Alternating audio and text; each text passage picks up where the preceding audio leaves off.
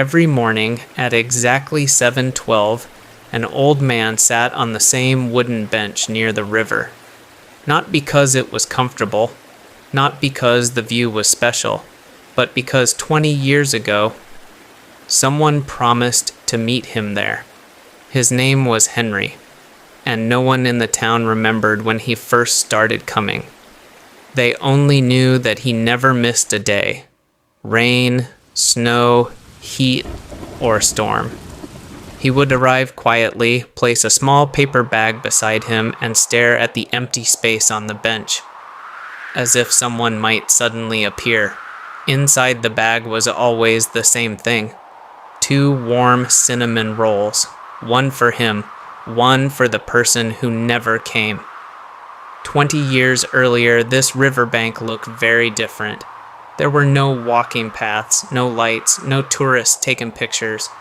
Just a young man, a young woman, and a dream that felt bigger than fear. Her name was Clara. They were both 22, both broke, both convinced that love could survive anything. Clara had been accepted into a medical program across the country. Henry had just started working at a small repair shop in town. They stood by this very bench the night before she left. "I'll come back," Clara said softly. "Not for a visit, for good." Henry smiled, pretending he wasn't terrified. "Then meet me here," he said. 20 years from now, same day, same time." Clara laughed. "Why 20 years?" "So we can bring all our stories with us." They kissed, they cried, they promised. Life, however, has a quiet way of rewriting promises. At first, the letters were frequent, then shorter, then rare, then nothing.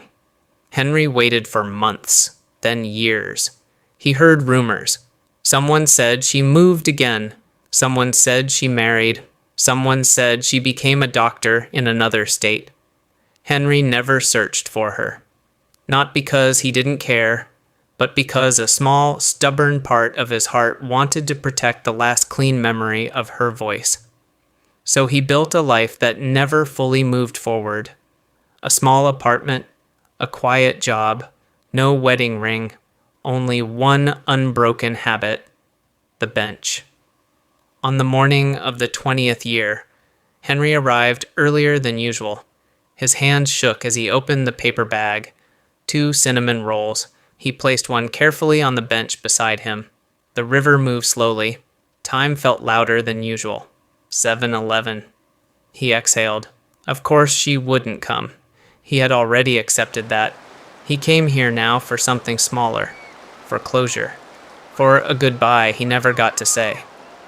7:12. A shadow crossed the ground. Henry didn't look up. He didn't want to be disappointed again. Then a quiet voice spoke. "You were always late when you were nervous." His heart stopped. He lifted his head. A woman stood in front of him, older, thinner, hair streaked with silver, but the eyes, the same, absolutely the same. "Clara?" he whispered.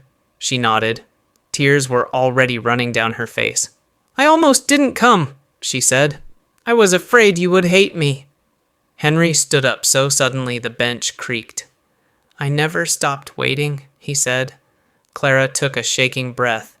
"I lost your letters," she whispered. "After a hospital flood, I thought you had forgotten me." Henry laughed softly through tears. "I thought you had built a new life."